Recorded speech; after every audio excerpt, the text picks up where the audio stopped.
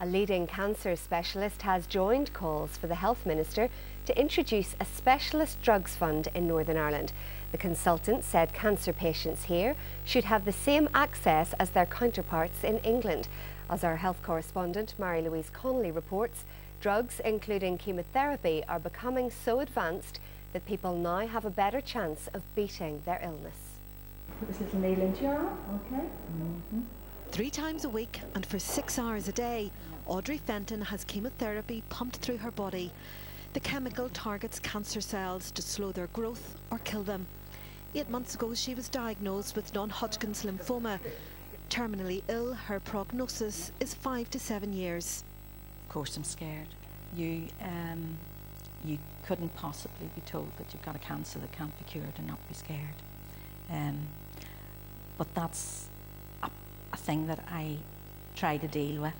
For most, chemotherapy means hair loss, but as Audrey explains, every patient is different. I call it my sherbet feeling. People call it different things. So there's a smell and there's a sensation that seems to go through your sinuses and your head with it.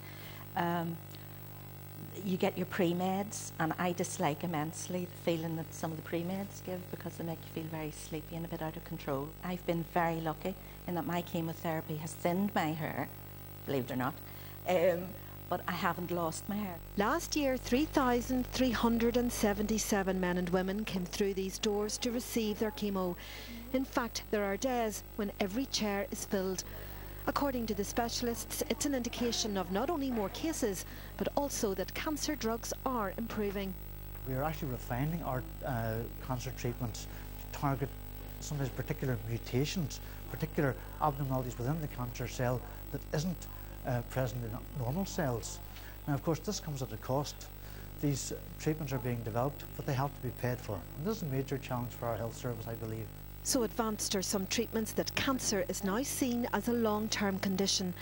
With that in mind, there's a renewed call for Northern Ireland to have its own specialist drugs fund. I think the people in Northern Ireland very much deserve equal access to funding that is available elsewhere in the National Health Service. What would you say to Simon Hamilton?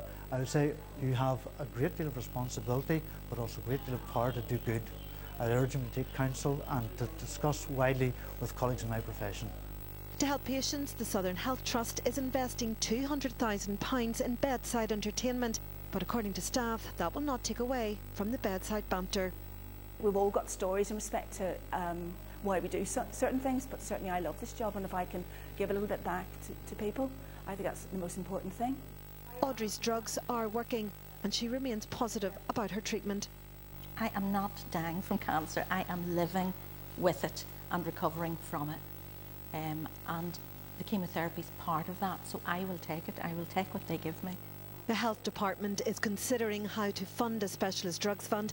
The reintroduction of a prescription charge hasn't been ruled out. Mary-Louise Connolly, BBC Newsline. An amendment to the Justice Bill which would have tightened our abortion